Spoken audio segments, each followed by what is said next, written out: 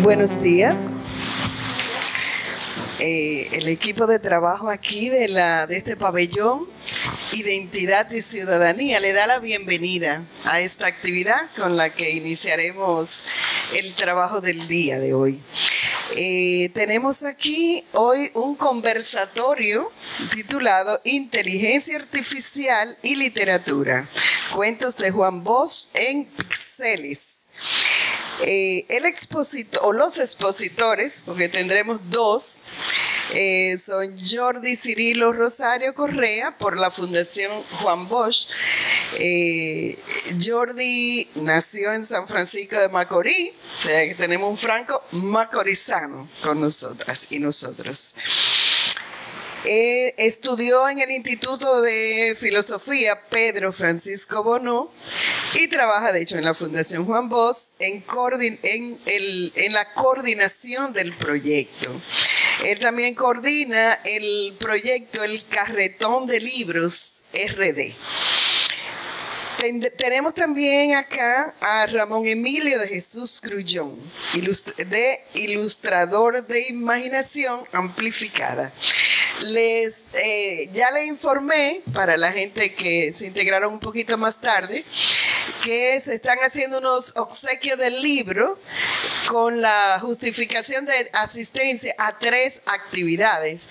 En la entrada hay unas hojitas de estas que solo tienen que llenar detrás los títulos de las 3 actividades que asistieron y pedirle a la salida que les sellen la hojita. Así pueden retirar su libro donado ahí frente a la Cruz Roja, para acá al fondo.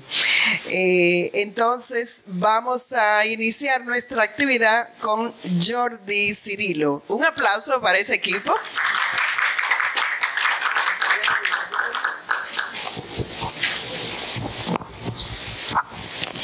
Buenos días, gracias al equipo de la feria del libro, gracias a ustedes. Yo sé que es una hora complicada, sobre todo porque es domingo, pero bueno, nos ha convocado el amor por los libros y por la lectura, y también yo creo por esa pasión que poco a poco vamos sintiendo por la inteligencia artificial, por la tecnología bien aplicada.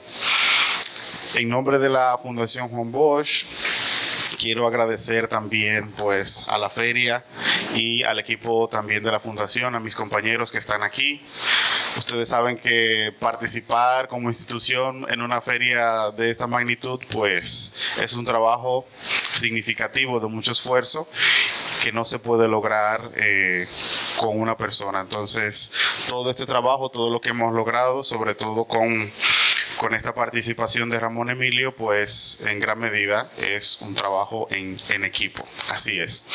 Entonces, bueno, vamos a tener 2 grandes partes en este conversatorio. Una primera parte introductoria. Vamos a conocer un poco la figura de Juan Bosch y a ponernos en contexto también con los textos que se han ilustrado con la inteligencia artificial. Y luego entonces la segunda parte, que es la más significativa, pues estará a cargo de Ramón Emilio, que tiene que ver con todo el proceso de cómo se ha aplicado la inteligencia artificial, cómo ha sido esa sinergia entre la literatura y la inteligencia artificial. Quiero leer muy brevemente algunas cosas sobre Ramón Emilio, quien ha sido muy discreto en su presentación. Ramón Emilio de Jesús Grullón es un joven dominicano oriundo del Cibao, entusiasta del poder transformador de la ciencia y la tecnología en lo cotidiano, ávido lector y amante del arte y la música atemporal. En la actualidad divide su tiempo y energía entre la labor académica como investigador en resiliencia energética y microredes en la Pontificia Universidad Católica Madre y Maestra, y también colabora con Imaginación Amplificada, donde ilustra y trae a la vida historias usando algoritmos de inteligencia artificial. Un aplauso para nuestro invitado estrella, Emilio. Y bueno, antes de conversar un poco con Emilio, pues simplemente para ponernos en contexto, desde la Fundación Juan Bosch hace ya algún tiempo hemos comprendido que, si bien es cierto, Juan Bosch es un nombre atemporal, permanece en el tiempo, es cierto que nosotros, como la entidad encargada de custodiar todo ese legado y de promoverlo, es cierto que debemos también hacer uso de nuevas herramientas de promoción de ese legado y de esas ideas.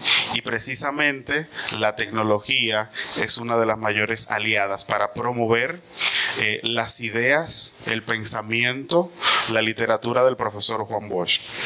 Entonces, de eso se trata cuando recuerdo que el año pasado, porque esto viene ya desde hace un tiempo, nosotros estábamos inmersos en una actividad muy grande y de hecho Emilio se acercó a la fundación y yo no estaba ahí, entonces él dejó como la propuesta sobre el escritorio y fue luego de varios días, y para el equipo fue una sorpresa porque una cosa es escuchar de inteligencia artificial, escuchar de tecnología y del chat GPT y toda la cosa, pero algo muy distinto es ver esto que Ramón Emilio ha logrado. Y bueno, desde antes de iniciar esta actividad, pues ya hemos tenido comentarios muy positivos al respecto. Entonces, Ramón Emilio, te doy la bienvenida. Adelante. Muchas gracias, Jordi. Bueno, en primer lugar, agradecerles a todos de nuevo por estar aquí. Un domingo en la mañana es difícil, sin café. No encontré. Lo encontré, pero no encontró tiempo para digerirse. Haciendo eco a las palabras de Jordi, yo le comentaba a mi hermano, a mi familia hace muy poco, que me siento emocionado, lo siento en el cuerpo, lo siento en el corazón, de estar aquí perpetuando la memoria de un ciudadano ejemplar, de un grande de la historia dominicana como es Juan Bosch. Al final, la idea, la misión que yo tenía cuando me acerqué a la fundación era llevar esta obra, estas ideas a un nuevo público, porque al final se reduce a eso. Nosotros, lo que leemos, pues a veces pensamos que es una actividad que todo el mundo hace, pero no, la realidad es que hay nuevos públicos que consumen otro tipo de contenido y no está mal. Al final, si el conocimiento llega y si se incrusta en la conciencia, da igual de cómo tú lo consumas. Entonces, esta obra que vamos a presentar, esta ilustración, también quiero decir que el arte es bastante subjetivo. O sea, tú lees el cuento y tú lo imaginas de una manera. O sea, llega a tu psiquis con un tipo de contenido. Ahora, como se ve aquí, es esto como estaba en mi psiquis. O sea, tengan esa pizca de atención cuando vean cómo la inteligencia artificial se puede usar para expandir la imaginación del que está creando el contenido. Ya no hay un límite superior a lo que tú puedes crear. Todo está en tu habilidad de hablar el idioma de la inteligencia artificial. Al final es como un nuevo idioma, es como un lenguaje que tú tienes que aprender la sintaxis, tú tienes que aprender cómo comunicarte con la máquina. El approach es llegar con humildad sin saber lo que va a salir y pivotar en el tiempo, y ahora veremos de qué se trata. Sí, y escuchándote, recuerdo ayer que César, encargado de comunicación de la fundación, cuando vio el impreso, a propósito de la subjetividad que tú mencionas, cuando vio lo de la mujer, lo primero que dijo, es increíble cómo él asumió la negritud con el cuento de la mujer. Entonces yo le comentaba mientras caminábamos en la feria, sí, la subjetividad siempre está presente en la literatura, y también el mismo texto te va dando, ¿no?, como esas ideas madre. Asumimos que la mujer, ya lo vamos a ver, está ambientada en el sur de nuestro país, entonces, ¿no?, toda esa recreación va también haciendo que uno vaya asumiendo esas subjetividades. Emilio, ¿cómo te surgió esta idea de combinar la inteligencia artificial con la literatura y voy a hacer una pregunta muy institucional.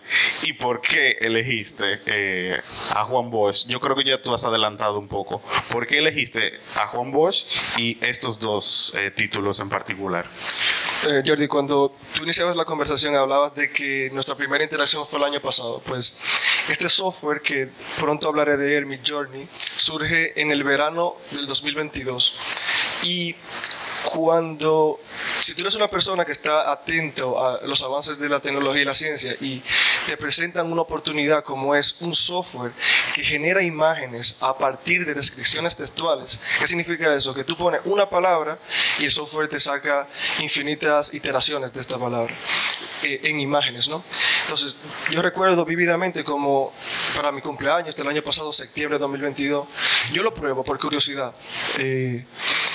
Y la experiencia no la puedo explicar con palabras porque fue muy física. Yo como, cónchale, y es verdad que tú puedes ahora tener en tus manos la capacidad de crear cualquier universo paralelo que a ti se te ocurra. O sea, es una experiencia muy liberante, ¿no? Entonces, cuando surge el software se crean unas comunidades y al final era como... Surge de tal manera que tú podías ver lo que la gente estaba creando. Era una especie de red social. Entonces yo creaba algo y alguien como lo veía, le parecía interesante y eso como que motivaba. Claro, se fue refinando y como 2 meses después de usarlo ya tenía gente que estaba haciendo cosas increíbles y yo decía, cónchale, pero ya yo tengo la habilidad. Yo sé cómo comunicarme con el software, yo sé cómo poner las palabras adecuadas, el ratio adecuado, que ahora lo veremos. ¿Por qué yo no creo algo que se pueda compartir? ¿Y qué será ese algo, no? Y comencé a picarme la cabeza, duré 2 días, recuerdo, lo hablé con mi pareja, como, oye, quiero crear algo con esto, y una noche, pues, yo digo, cónchale, una historia corta. ¿Y qué historia corta? Y me llegó como un chispazo de inspiración, porque, bueno, es una historia más larga, pero yo tenía en bachillerato un profesor que se tomaba muy en serio esto de la moral y cívica, y nos hizo ilustrar los artículos de la Constitución. Es decir, cada artículo, los grupos se dividían, y nosotros lo ilustrábamos para tener como conocimiento de qué iba la Constitución.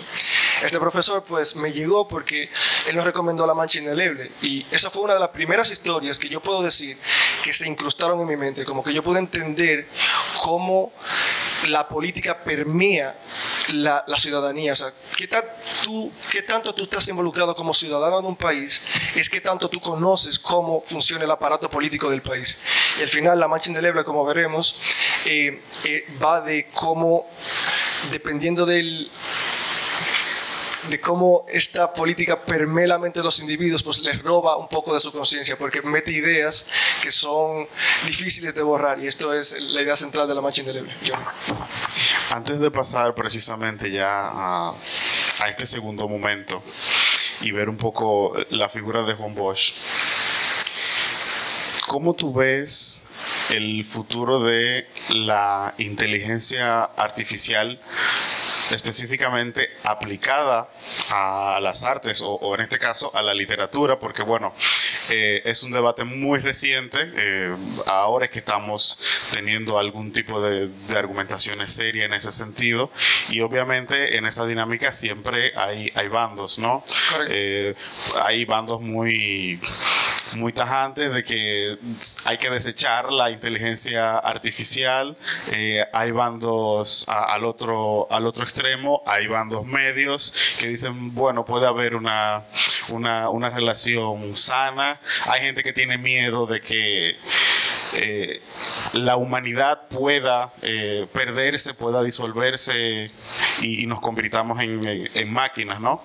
Entonces, ¿cómo tú ves ese futuro de esa relación entre estos dos mundos?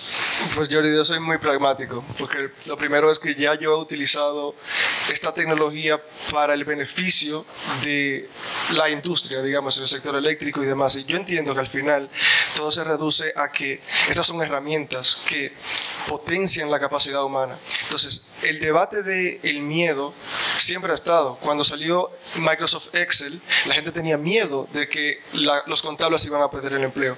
Cuando salió Adobe Premiere, la gente tenía miedo de que el diseñador ya no iba a dibujar con lápiz y papel. Cuando salió AutoCAD, yo estaba en 2008 en la carrera cuando salió AutoCAD eléctrica. AutoCAD es un software que te permite crear planos eléctricos. Había mucha gente con miedo, y hay mucha gente con miedo de que la inteligencia artificial les quite el trabajo, pero no. Se reduce a que ahora vamos a tener una imaginación amplificada. Tú vas a tener un proyecto que antes te tomaba 2 semanas tú hacer el arte conceptual, y ahora tú me pides a mí, que ya tengo como un dominio del software, te lo saco en 1 hora. Eso es productividad. Entonces el miedo existirá para toda la vida, y hay profesionales que van a seguir teniendo miedo, pero los que no tienen miedo son los que van a crear cosas increíbles. En 1 año, menos de 1 año, van a haber ya cortos y películas creados con inteligencia artificial. Lo que ahora es un cómic, que es una imagen 2D, ya mañana va a ser un motion, una animación. Entonces, ahora mismo tenemos miedo, pero luego en 1 año vamos a estar maravillados. Ya sabemos tu postura, entonces. Claro. Bastante equilibrada. Bueno, entonces, para introducir un poco esta segunda parte, voy a leer muy brevemente algunas ideas sobre el profesor Juan Bosch. Juan Bosch pasó en total 25 años en el exilio. Ese fue el precio por su oposición a la dictadura de Trujillo y a los gobiernos que atentaron contra la libertad y la democracia en República Dominicana. Bosch residió en Puerto Rico, Cuba, Bolivia, Chile, Venezuela, Costa Rica y España, entre otros países, y en ninguno de ellos fue indiferente a lo que allí acontecía. Sus obras ilustran con gran interés la historia de los pueblos, sus figuras y hechos sobresalientes. No obstante, una idea fija dominaba su pensamiento: la libertad de su patria. En diciembre de 1962, después de la caída de Trujillo, fue elegido presidente de la República con el mayor índice de votación jamás alcanzado por otro candidato en el país.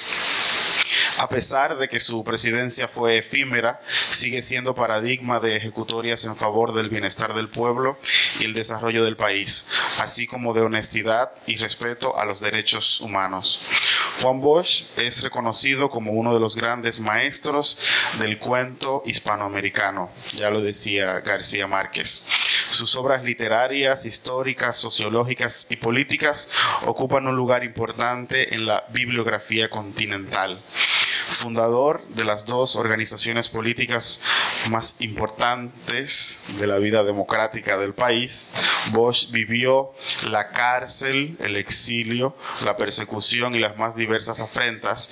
Incluso fue capaz de renunciar a la actividad literaria con tal de dedicarse plenamente a luchar por la liberación de su pueblo. Es decir, que no extraña este tinte patriótico, tomando la palabra en un sentido más profundo. No extraña esta sensibilidad social de Juan Bosch cuando escribe sus cuentos. La mujer, publicado en 1932, jovencito, nació en 1909, y esa juventud no le impidió ya tener una conciencia de lo que significaba la democracia, de lo que significaba los derechos humanos, de lo que significaba la justicia social y la justa distribución de las riquezas, precisamente. ¿Por qué? Porque, bueno, venía de una familia que precisamente le inculcó a través de la lectura, con su abuelo, esos valores, ¿no? Irse al exilio, por supuesto, acrecentó esa idea de libertad y de justicia social. Perseguido, encarcelado, seguía escribiendo.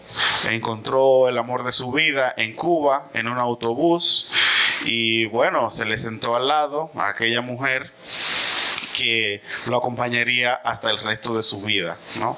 Entonces, los textos del profesor Juan Bosch, ya lo ha dicho incluso la crítica literaria dominicana y también de países más cercanos, están profundamente arraigados en lo social. En lo social. Por eso ustedes ven, hay un este inicio del cuento de la mujer, que es uno de los inicios más potentes de la literatura dominicana. La carretera está muerta, nada ni nadie la resucitará, y a seguidas entonces uno empieza a meterse en ese contexto, en ese ambiente que, aunque está contado en tono ficcional, no deja de ser real. Porque si te vas, por ejemplo, al sur, pues tú vas a encontrar estas calles polvorientas, ¿no? Donde de pronto el progreso, entrecomillado, no ha llegado. Y uno también ve el drama y el conflicto humano, por ejemplo, en la mujer. Uno se pregunta, bueno, pero ¿por qué esta mujer que está siendo defendida por una persona, un desconocido que va pasando? No voy a hacer tanto spoiler del cuento, pero es un cuento bastante conocido. ¿Por qué esta mujer prefiere defender a su verdugo? Es decir, el escritor ya tenía una conciencia previa de la complejidad de las relaciones humanas. La complejidad de las relaciones humanas. Y por supuesto también, en el caso de la mancha indeleble, pues claro que Juan Bosch, esta conciencia política, tenía que expresarla a través de la literatura, ¿no? Es decir, esta metáfora de esta cabeza que me va a arrancar, la cabeza obviamente, desde donde uno piensa, ¿no? Esto físico de donde se gestan las ideas. Sabemos que las ideas están en un mundo, en un mundo etéreo, ¿no? No tiene un alojamiento, pero bueno, está el cerebro, que es de donde se hace toda esta dinámica. Entonces, fíjense que La Mancha Indeleble se publica en el 62. ¿Qué está pasando en el 62 en este país? Juan Bosch había llegado el año anterior del exilio. 23, casi 24 años en el exilio. Y se encuentra con un país que está enfrentando ya el final de una dictadura. Él llega precisamente unos meses después. A Trujillo lo ajustician en mayo, él llega en octubre de ese mismo año del 61, y se encuentra un país dividido, porque había gente que defendía la dictadura y gente obviamente que estaba en contra, ¿no? Entonces, es cierto aquello que ya está bastante dicho, de que los autores beben de la realidad que viven. Eso es verdad. Nadie escribe de lo que no conoce o de lo que no ha sentido. Y Juan Bosch, por supuesto, le tocó vivir, no en el anonimato. El exilio te puede dar anonimato, pero Juan Bosch se mantenía vigente en la población dominicana. Y en la Fundación Juan Bosch, cuando hacemos exposiciones, sobre todo una muy famosa, y ya voy terminando, que es Pongo pie en mi tierra, que recuenta precisamente la llegada del exilio, yo le mostraba una fotografía a los jóvenes muy interesante de Juan Bosch saliendo del aeropuerto de las Américas, y se veía un mar de gente. Y yo le preguntaba a los muchachos, ¿y cómo es posible que un hombre que duró 23 años fuera de su patria le recibiera a toda esa gente? Y claro, el silencio se mantenía a través de sus ideas, se mantenía a través de sus escritos. Obviamente, pero no había internet, no lo había, por supuesto. No tenemos los medios de comunicación que tenemos ahora. Entonces, esas son las claves de estos dos cuentos. La realidad social, ¿no? Esta complejidad humana también, pero también la situación política que en nuestro país siempre ha sido bastante convulsa y compleja. Y por supuesto Juan Bosch, como uno de los forjadores de la democracia, pues lo entendió muy bien. Entonces, nosotros celebramos, Emilio, que tú hayas elegido estos dos textos. Advertimos desde ahora que esto va para largo. Vamos a ver si hacemos una saga de esto con inteligencia artificial, porque estamos convencidos de que esto funciona. Y te agradecemos tu esfuerzo, tu interés y sobre todo tu convicción de que las ideas del profesor Juan Bosch, más allá de los partidos políticos, porque esto no es político, estamos hablando de la figura y sus aportes. Te agradecemos que tú estés convencido de que eso es significativo. Muchas gracias, Jordi. La verdad, tus palabras me llegan al core, así que vamos a continuar esta sinergia, ¿no? Entonces, quizá el plato duro de la conversación es entender qué es esto del Midjourney, cómo usted puede llegar hoy a su casa y ser partícipe de la explosión y la oportunidad de crear historias cuando tú quieras y donde tú quieras. Yo lo tengo en el móvil. Cuando me aburro en el autobús, cuando salgo del trabajo y se me ocurre algo, pues pum, pum, pum, una ideita y se genera algo, ¿no? ¿Qué es Midjourney? Midjourney es un software que crea imágenes a partir de descripciones textuales. ¿Con qué se come eso? O sea, ¿cómo yo interactúo con el software, no? Pues, básicamente hay una interfaz. Imagínese usted cuando usted entra al Facebook, ¿no? Y usted pone en el cuadro de texto que dice ¿qué está pasando? En vez de ¿qué está pasando?, el Midjourney le dice imagina, le dice pon una idea corta, ¿no? Pues ahí pone que lo primero que hay que hacer es describir la idea sencilla y claramente. Me voy a parar, de hecho. Ok, entonces dice estilo y palabra clave. Al elegir un estilo o agregar palabras claves relevantes, tú puedes guiar la inteligencia artificial para crear una imagen que coincida con tu visión. ¿Qué significa eso? Ya verán con el ejemplo de la mancha indeleble cómo luce esto de tú hacer que la inteligencia artificial vaya hacia donde tú quieres, ¿no? Eligiendo palabras clave. Luego, cuando tú comienzas a practicar, cuando tú comienzas a ver las guías de la gente que está todo día en eso, como aprendiendo cómo comunicarse, cómo hablar el idioma de la inteligencia artificial, tú comienzas a entender cómo funcionan los parámetros especiales. ¿Qué es un parámetro especial? Pues imagínate que tú tienes media hora intentando conseguir un concepto claro y no le llegas por cómo está escrita la sintaxis. Hay gente que te dice, oye, tú puedes poner esta palabra aquí, tú puedes repetir este verbo varias veces para que la inteligencia artificial le llegue al hecho de que tú quieres que el sujeto esté nadando en vez de corriendo, etcétera, etcétera. Luego hay configuraciones avanzadas. ¿Qué significa esto? Pues imagínate que tú estás persiguiendo de nuevo un concepto concreto y tú quieres que el software pivote sobre una idea, hasta que te saque imágenes, hasta que tú decidas, bueno, una que te llegue para la historia que tú quieres contar. No se ve, pero en esto que ustedes tienen en la mano hay como 90 paneles, ¿no? En la mancha indeleble. Pero para conseguir esos 90 paneles hay 3092 imágenes. Es decir, que hay un proceso de curación que la persona que está imaginando pues elige qué imagen quiere y cómo la quiere elegir. También hay un proceso complejo porque la inteligencia artificial es mala en dos cosas ahora mismo: repitiendo un personaje en varias escenas y que las manos queden consistentes. A los personajes le salen 6 dedos, 8 dedos, le salen 2 cabezas. Entonces, claro, parece sencillo, claro, algo tiene que tener como mejorable. Cuando yo comencé, el software era la versión 1.7, ahora va a la versión 5. La versión 5 ya te permite que los dedos salgan uniformes, que se pueda repetir un personaje entre escena y escena, ¿no? Y ahora, dejé esto aquí un segundo. Vale, entonces, un ejemplo sencillo. Cuando yo estaba pensando, ¿cómo yo le voy a decir a esta gente cómo funciona esto? Pues, se me ocurrió con la imagen de un perro, ¿no? Yo agarré, fíjense, la de la parte superior izquierda, es el típico cuadro dominicano cuando tú llegas a la casa, que hay un flamboyán y una casita. Yo dije, ok, ¿cómo yo consigo que un perro esté en esa escena? Pues,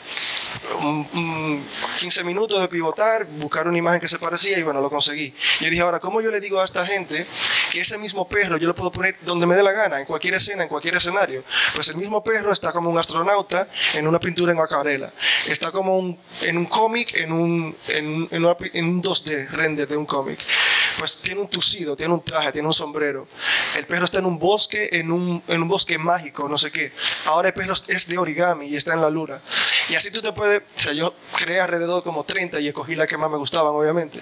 Pero ya tú puedes ver por dónde va la cosa. Y lo único que tú necesitas es decir al software, imagina un Golden Retriever en la escena que te dé la gana. Y así comienza.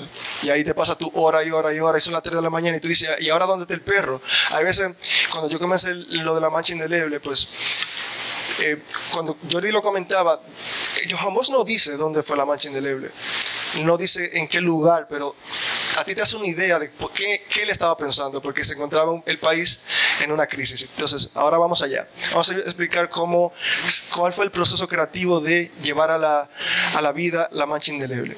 Pues hablemos del espacio y el tiempo.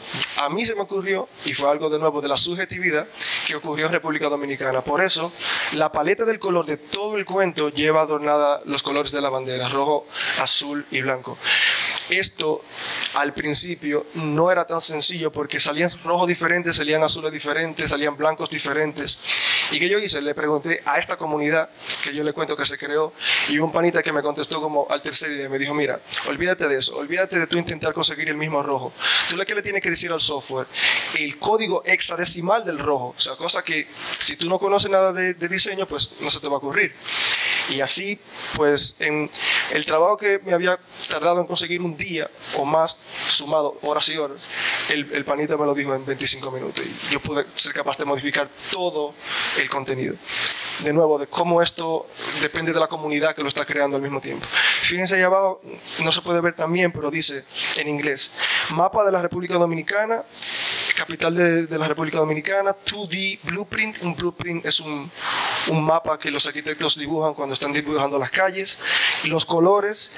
Y fíjense que, de nuevo, es un idioma, yo le contaba, es una sintaxis. Si tú hablas el lenguaje del software, tú puedes conseguir imágenes como esta, ¿no? Luego, pasemos a lo de los recursos lingüísticos. Es muy chulo cuando tú te encuentras con un escritor que utiliza tantos recursos, porque te hace mucho más fácil el proceso de creación.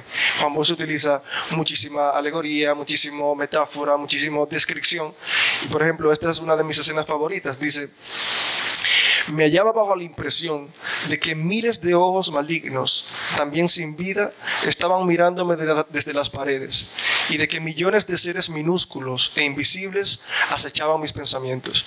Y mira cómo salió esto. Esto es una forma de dividir el prompt, que es como se dice en inglés, la oración, en partes. Yo le decía: yo quiero que salgan ojos. De hecho, es una de las partes más difíciles del software, que no es literal, porque toma las imágenes de internet. Luego, el curioso, métase a YouTube para ver cómo funciona el algoritmo, pero básicamente no era fácil conseguir que los ojos estuvieran en la pared, pero con esta sintaxis se consiguió.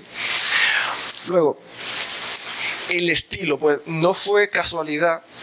Cuando yo estaba comenzando a, ¿cómo yo logro plasmar estas ideas y que sean como, que todo el público la pueda consumir y que no haya confusión de que este es un personaje, este es la voz, etcétera? Expresionismo abstracto. ¿Qué significa esto? Que me permitió concentrarme en el concepto y no en la forma. Como le digo, el personaje es difícil conseguirlo de panel a panel, pues yo dije: oye, que se vea abstracto, que el que lo vea sepa que es una persona, pero no sepa cuáles son sus características, su nariz, su boca, porque de nuevo era difícil. Luego la voz. Juan Bosch no define cómo luce la voz, porque la voz le está hablando desde la pared, desde todas partes. Entonces a mí se me ocurrió: ok, si yo agarro y pongo partituras musicales y luego le pongo el color detrás, ¿cómo saldría? Y básicamente la voz son partituras musicales que se pueden ver, que tú entiendes que es algo que está hablando, que suena, pero no tiene una forma física humana. Eso salió muy chulo. Y luego la parte más difícil fue que esta persona que ustedes pueden ver ahí, que se llama Juan Pérez y tiene 30 años, pues saliera más o menos su figura alrededor de la historia. Y ahora lo veremos. Vale, entonces ahora es momento de presentar. Esto no estaba originalmente en mi intención, pero cuando yo pensaba cómo yo puedo transmitir a la gente esta historia, si tú nunca has consumido un cómic, porque el cómic se lee de izquierda a derecha, no todo el mundo está acostumbrado a este formato, y con la ayuda de un gran amigo, un genio de esto de los audiovisuales, Diego Aguilar, que hoy no está aquí porque se le fue la noche de fiesta, pero está en el corazón con nosotros aquí. Diego, pues yo le conté la idea y como a los 15 minutos ya tenía un concepto en la mente y ¡pum! Y ahora...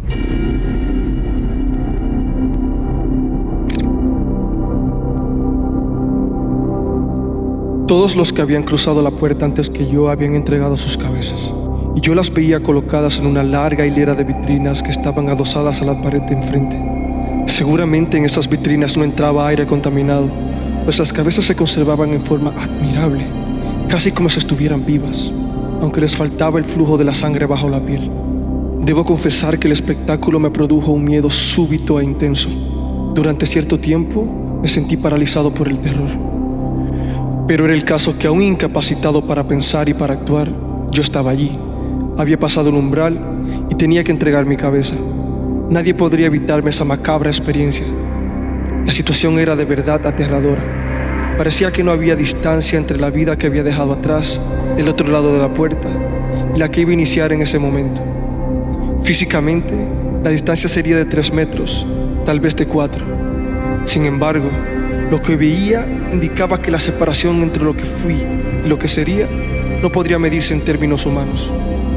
Entregue su cabeza. ¿La mía? Pregunté con tanto miedo que a duras penas me oía a mí mismo. Claro, ¿cuál va a ser? A pesar de que no era autoritaria, la voz llenaba todo el salón y resonaba entre las paredes, que se cubrían con lujosos tapices. Yo no podía saber de dónde salía. Tenía la impresión de que todo lo que veía estaba hablando a un tiempo. El piso de mármol negro y blanco, la alfombra roja que iba de la escalinata a la gran mesa del recibidor y la alfombra similar que cruzaba todo el largo por el centro. Las grandes columnas de mayólica, las cornisas de cubos dorados, las 2 enormes lámparas colgantes de cristal de Bohemia. Solo sabía a ciencia cierta que ninguna de las innumerables cabezas de las vitrinas había emitido el menor sonido. Tal vez con el deseo inconsciente de ganar tiempo, pregunté, ¿cómo me la quito? Sujétela fuertemente con las 2 manos, apoyando los pulgares en las curvas de la quijada. Tire hacia arriba y verá con qué facilidad sale. Colóquela después sobre la mesa. Si se hubiera tratado de una pesadilla, me habría explicado la orden y mi situación. Pero no era una pesadilla. Eso estaba sucediéndome en pleno estado de lucidez, mientras me hallaba de pie y solitario en medio de un lujoso salón. No se veía una silla, y como temblaba de arriba abajo debido al frío mortal que se había desatado en mis venas, necesitaba sentarme o agarrar algo. Al fin apoyé las 2 manos en la mesa. ¿No ha oído o no ha comprendido? Ya dije que la voz no era autoritaria, sino suave. Tal vez por eso me parecía tan terrible. Resulta aterrador oír la orden de quitarse la cabeza dicha con tono normal, más bien tranquilo. Estaba seguro que el dueño de esa voz había repetido la orden tantas veces que ya no le daba la menor importancia a lo que decía. Sí, he oído y he comprendido, pero no puedo despojarme de mi cabeza así como así. Deme algún tiempo para pensarlo. Comprenda que ella está llena de mis ideas, de mis recuerdos. Es el resumen de mi propia vida. Además, si me quedo sin ella, ¿con qué voy a pensar? La parrafada no me salió de golpe. Me ahogaba. 2 veces tuve que parar para tomar aire. Callé y me pareció que la voz emitía un ligero gruñido, como de risa burlona. Aquí no tiene que pensar. Pensaremos por usted. En cuanto a sus recuerdos, no va a necesitarlos más. Va a empezar una nueva vida. ¿Vida sin relación conmigo mismo? ¿Sin mis ideas? ¿Sin emociones propias? Instintivamente miré hacia la puerta por donde había entrado. Estaba cerrada. Volví los ojos a los 2 extremos del gran salón. Había también puertas en esos extremos, pero ninguna estaba abierta. El espacio era largo y de techo alto, lo cual me hizo sentirme tan desamparado como un niño perdido en una gran ciudad. No había la menor señal de vida. Solo yo me hallaba en ese salón imponente. Peor aún, estábamos la voz y yo. Pero la voz no era humana. No podía relacionarse con un ser de carne y hueso. Me hallaba bajo la impresión de que miles de ojos malignos, también sin vida, estaban mirándome desde las paredes, y de que millones de seres minúsculos e invisibles acechaban mi pensamiento. Por favor, no nos haga perder el tiempo, que hay otros en turno. No es fácil explicar lo que esas palabras significaron para mí. Sentí que alguien iba a entrar y que ya no estaría más tiempo solo, y volví la cara hacia la puerta. No me había equivocado. Una mano sujetaba el borde de la gran hoja de madera brillante y la empujaba hacia adentro, y un pie se posaba en el umbral. Por la abertura de la puerta se advertía que afuera había poca luz. Sin duda era la hora indecisa entre el día que muere y la noche que todavía no ha cerrado. En medio de mi terror, actué como un autómata. Me lancé impetuosamente hacia la puerta, empujé al que entraba y salté a la calle. Me di cuenta de que alguna gente se alarmó al verme correr. Tal vez pensaron que había robado o había sido sorprendido en el momento de robar. Comprendía que llevaba el rostro pálido y los ojos desorbitados, y de haber habido por allí un policía, me hubiese perseguido. De todas maneras, no me importaba. Mi necesidad de huir era imperiosa y huía como loco. Durante una semana no me atreví a salir de casa. Oía día y noche la voz y veía en todas partes los millones de ojos sin vida y los centenares de cabezas sin cuerpo. Pero en la 8ª noche, aliviado de mi miedo, me arriesgué a ir a la esquina, a un cafetucho de mala muerte, visitado siempre por gente extraña. Al lado de la mesa que ocupé, había otra vacía.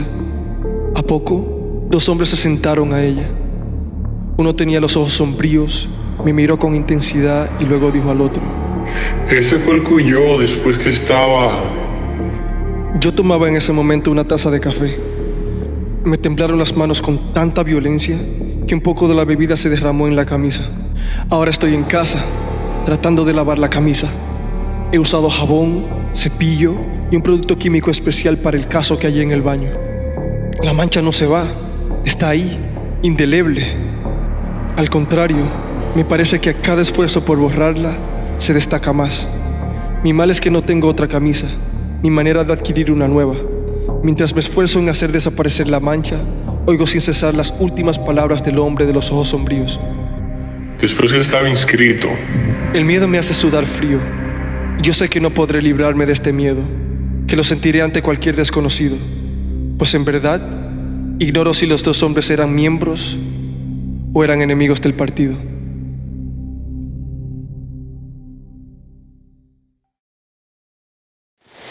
Bueno, además no sabían que Emilio era locutor, ya lo saben. Es maravilloso. Yo veía este trabajo audiovisual y no dejaba de pensar en lo potente que es para llegar a los estudiantes, a los jóvenes. Es increíble lo que se puede lograr. Entonces vamos a tener un espacio para preguntas y comentarios. Allá César es trampa porque es de la casa, pero levantó la mano primero. Luego Javid. Adelante, César. Pronto. Adelante con la pregunta de César. Yo tengo una pregunta compuesta y otra simple. No sé si... O sea, 3. Eso es parte de la trampa. Okay. Mi primera pregunta es, para lograr un buen resultado con la utilización de la inteligencia artificial, ¿cuáles conocimientos técnicos y profesionales debe poseer esa persona que se lanza a utilizar la inteligencia artificial? No sé si quieres responderla o te mando también la... Prefiero responderla ahora. Sí. Claro, esta pregunta me la ha hecho mucha gente, y por digo mucha gente, mis amigos y mis colegas que han visto el trabajo, y la respuesta siempre sigue siendo la misma. Si tú eres un nativo digital, si tú tienes el teléfono, si tú puedes acceder a YouTube, si tú puedes leer un poco en inglés, si tú puedes descargar una aplicación y interactuar con la aplicación, ya tú tienes la de ganar.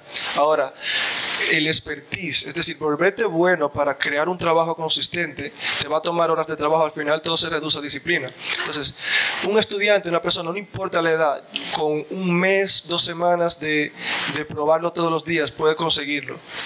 El nivel de detalle, ya casi la calidad del trabajo dependerá de qué tanta hora él o ella quiera meter a la creación del trabajo. Pero yo creo que lo más relevante es tú pues ser nativo digital, entender que la aplicación no te va a morder, simplemente YouTube y ver qué está haciendo la gente por ahí. Gracias. Nada. Ahora la pregunta compuesta, la más picante para mí. ¿Existen las políticas de propiedad intelectual para creaciones artificiales? Para estas creaciones. Esa es la pregunta madre.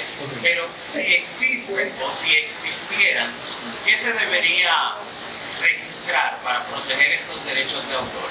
Porque en definitiva, en otros artes, el que escribe teatro lo piensa y lo plasma. Pero aquí tú estás plasmando un diálogo, unas indicaciones, pero las imágenes las genera un software. Entonces, ¿qué se registraría en caso de que no existan todavía las políticas? ¿Qué debería registrarse y que fuera algo justo? Las indicaciones que da el digamos, ese pensador, el que imagina esas indicaciones o las ilustraciones, o acompañadas una de la otra, para darle también la mayoría. No nos pusimos de acuerdo en esa pregunta. No, pero está muy bien. Fundación. No, está excelente porque ese es como el centro del debate. Y si tú te metes a ver la prensa internacional desde octubre del 2022, ha habido mucha controversia precisamente por entender hacia dónde va a evolucionar esto, ¿no? Porque es algo que quizá no quise meter a la olla, pero es verdad que el algoritmo se entrena utilizando el arte de otra gente. Es decir, si tú quisieras entender cómo funciona el algoritmo, piensa en el cerebro humano, como un lado izquierdo y un lado derecho. El lado derecho del algoritmo, que se llama CLIP, lo que hace es como correlacionar una palabra con lo que encuentra en la base de datos de Google, por ejemplo. Si tú pones manzana, pues el algoritmo aprendió con todas las imágenes de manzana. Ahora, si tú pones manzana dibujada por Vincent Van Gogh, esa correlación el algoritmo también la tiene. O sea que tú le puedes pedir, créame un cuadro de esta botella pintado por Vincent Van Gogh. Y ahí va tu pregunta, ¿no? ¿Por qué yo, que no soy dueño de este estilo de pintura, puedo utilizar este estilo de pintura? Y yo creo que si tú quisieras una opinión personal mía, yo digo que da igual. Mejor para el artista que su arte esté por ahí, que esté atribuido a su nombre. Ahora, esto lo puedo decir yo, que no vengo de este sector, ¿no? Que lo estoy viendo como una herramienta y una externalización de mis capacidades. Ahora, esto se va a regular.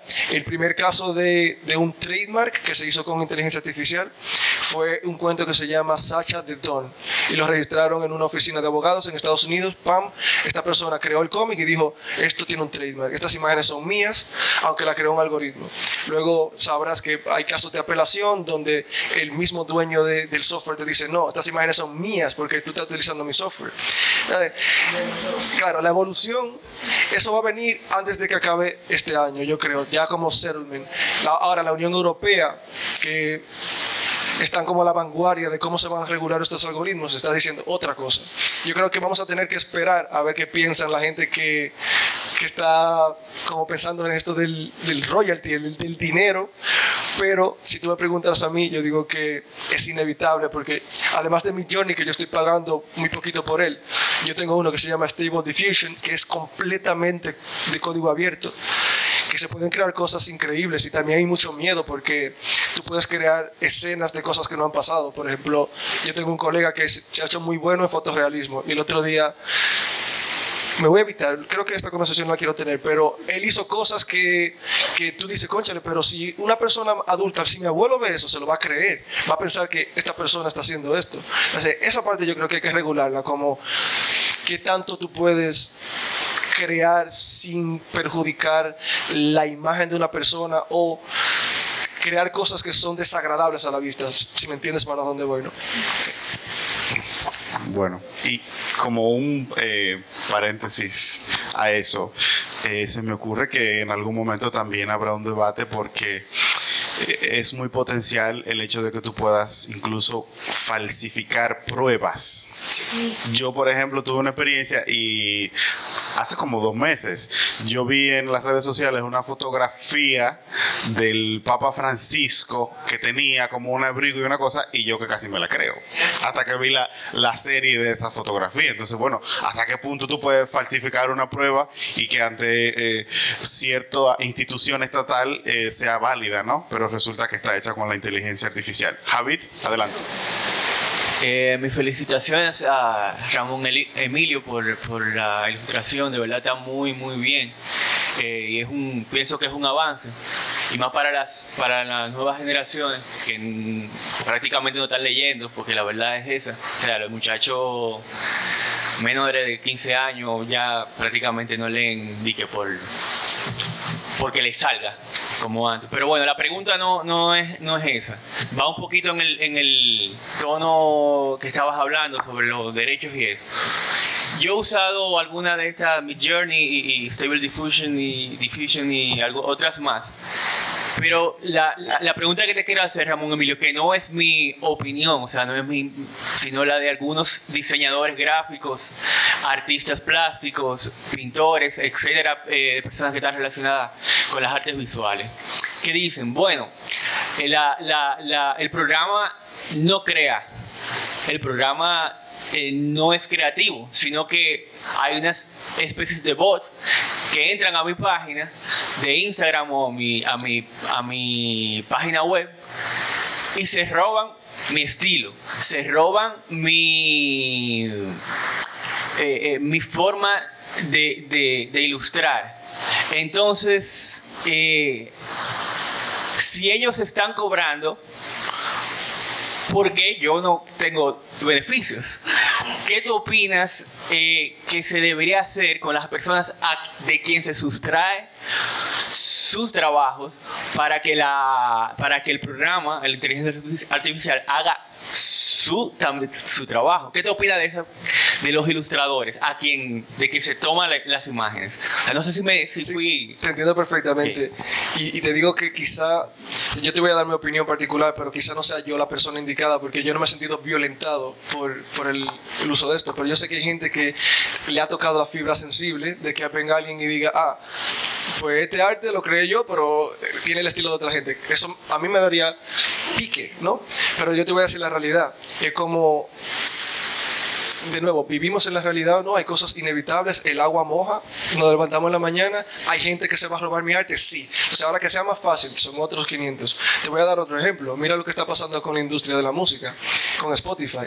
No es justo que yo tengo una amiga artista que 40.000 personas escuchen su música y que a ella no le toque ni uno. Pero no vivimos en un mundo justo. Ahora, si quisiéramos mirar el futuro y mirar la oportunidad de que ese artista se le remunerara, lo que han hablado el tren de pensamiento que yo apoyo es que si esta empresa tiene la base de datos que la gente está poniendo en mi nombre como para generar arte, yo me debería llevar una parte del take que ellos están llevando por el software. No es barato el algoritmo, ellos están perdiendo dinero ahora mismo. O sea, cuesta, ChatGPT, no sé si lo has utilizado, cuesta $7 millones por día correrlo, y ellos no están lucrándose de esto todavía. Ellos están apostando a la oportunidad, así como Midjourney está apostando a la oportunidad. Si estuviese en mis manos, fuera un asunto de meritocracia no, de mirar los datos, como alguien dijo, Ramón Emilio, cuando estaba haciendo el prompt, pues yo me llevo una parte de lo que sea que este usuario está pagando. La conversación, obviamente, va a ser más cuesta arriba, porque siempre para el pequeño es cuesta arriba, pero ojalá y ese sea el consenso. Hay una huelga recientemente de los escritores de películas de Hollywood, que ellos están diciendo como, ven acá, ¿y cómo puede ser que un algoritmo se vaya a llevar mi trabajo? Pero si te soy honesto, va a pasar, porque es como inevitable. Si hay una cosa que es más eficiente que tú, pues utilízala a tu favor, no pelee contra ella. Esa es una batalla que ellos no van a poder ganar. Otros 500 serán a qué negociaciones lleguen. Muy bien, vamos con una última pregunta que ya sacaron la hojita. Yo creo que nos dan a dos. Hay que ser breve. ¿Cuento? Sí. Buenos días a todos. Mi nombre es Sonia Tejada, yo soy periodista de profesión, estudié comunicación y esa es mi área. Quiero felicitar a Ramón Emilio. Le conozco y es uno de mis mejores colaboradores en el área de energía sostenible. Y la verdad es que cuando recibí la invitación, tuve mucha curiosidad, además de venir a apoyarle también. Le quiero felicitar por el trabajo que hizo, sobre todo porque une dos elementos que a mí me apasionan, que es escribir e imprimir. Por eso tengo una revista que la hago impresa y la hago digital, porque la verdad es que ese contacto es como el contacto humano entre las personas, que nunca lo va a sustituir ninguna máquina, por más inteligencia artificial que tenga. Al final de cuentas, la inteligencia artificial, no soy una experta, que conste, lo que hace es tomar todo aquello que hace el ser humano para unificarlo en un solo contenido. Entonces, lo felicito por esa nueva perspectiva profesional y la verdad es que me ha sorprendido gratamente. En cuanto, señores, hay algo que quiero señalar con el tema de los beneficios que puede generar las creaciones que uno tenga. Y quienes trabajamos en medios de comunicación y en la gestión de eventos, ya de carácter más social, sabemos que siempre el trabajo nuestro le va a generar beneficios a otras personas que no somos directamente nosotros. Y con el tema de la tecnología hay un debate que mucha gente conoce, sobre todo en el área de ciberseguridad. Y es que la tecnología va mucho más rápida que las legislaciones que se crean. Ni siquiera en Europa todavía han logrado que las legislaciones, tanto de sanción como de beneficios, vayan a la par o quizás un poquito cerca de lo que es la evolución de la tecnología en estos momentos. Es una tarea pendiente que la humanidad va a tener evidentemente que abocarse, acelerar un poquito. Y por ejemplo, para cerrar, le puedo poner el caso de los temas de ciberdelitos en el sector financiero.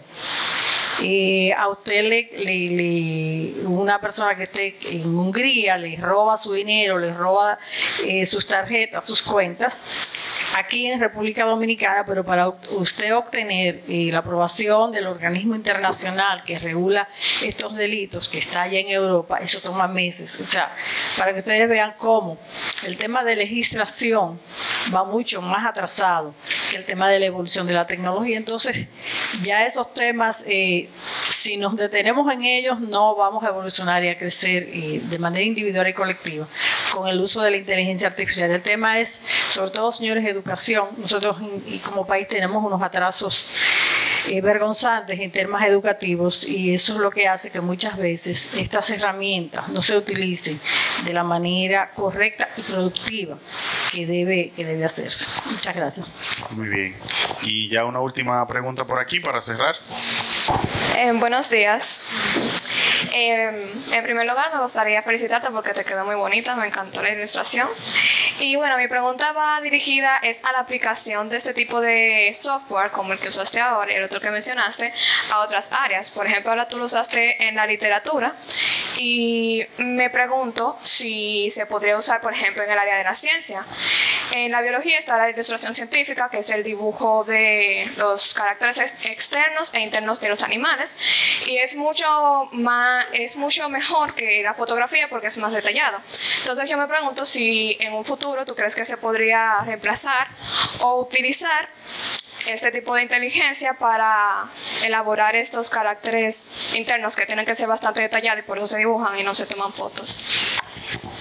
Llega a tu casa y comienza a ver lo que está haciendo la gente con no Midjourney, es otro software, pero para medicina, ¿no? Hay una aplicación, que esto también es inteligencia artificial, pero no aplicada al mundo del arte, como tú dices, que tú sustituyes el expertise de un doctor, más o menos. Lo que hace la aplicación es que tú la entrenas con imágenes del tórax de la persona y el algoritmo te puede decir con más precisión que un doctor entrenado toda su vida a verlo, 99.6%, si el tipo tiene cáncer de pulmón. Entonces, llégale a la oportunidad de que los doctores tengan una herramienta adicional y no los va a sustituir, porque el doctor es el que va a verificar si el algoritmo lo hizo bien o no. Hay otro que es para imágenes, pues captar las ondas de tu cerebro. Me sorprendió mucho, hace menos de 2 semanas salió un grupo de investigación surcoreano donde ponen al sujeto a ver una imagen, ¿no? Y luego a imaginarse lo que sucede después, y el algoritmo va recogiendo sus ondas. Era como una especie de caballos que van corriendo y le pidieron al señor, piensa que va después. Pues el caballo saltaba y no estaba creado, el algoritmo estaba creando lo que estaba recibiendo de las ondas cerebrales de esta persona. Entonces la apuesta de este grupo surcoreano es que en menos de 5 años ya tú vas a poder leer los pensamientos a la gente. Entonces llégale a lo raro que va a ser para los procesos de investigación policial, pero también a lo interesante que va a poder ser imaginarte lo que te dé la gana y verlo en una pantalla, ¿tú sabes? Entonces hay que tener cuidado de que las oportunidades estarán ahí. Bueno, hay de todo. Nos van a quitar la cabeza. Bueno, para cerrar, muy brevemente, sí, ya tenemos que cortar. Sí, apoyando la idea de Emilio, hace 2 días yo vi la noticia de un grupo de investigación que desarrolló un sistema que permite a personas con discapacidad motora que no pueden hablar, poder hablar usando inteligencia artificial. Básicamente el software de inteligencia artificial conectado con implantes en el cerebro permite a personas que no pueden hablar, aunque en un promedio de palabras la mitad de lo que puede hablar una persona, pero para alguien que no tiene la capacidad, o sea, podemos ver lo que nos puede aportar este tipo de tecnología. Sí. Bueno, ya para concluir, sobre lo último que hablaba Emilio, pues ya vamos a estar a las puertas de un debate ético sobre la aplicación de la inteligencia artificial y la tecnología. En nombre de la Fundación Juan Bosch, Emilio, te agradecemos todo este esfuerzo. Públicamente, pues te digo que es la intención de nosotros continuar con este tipo de iniciativas. Hay que llegar a un público que es joven, a un público que es nativo en la tecnología y a un público que por cosas estructurales muchas veces no están interesados en la literatura. Y qué mejor otro personaje que el profesor Juan Bosch. Y gracias a ustedes por madrugar en este domingo. Pásenlo bien.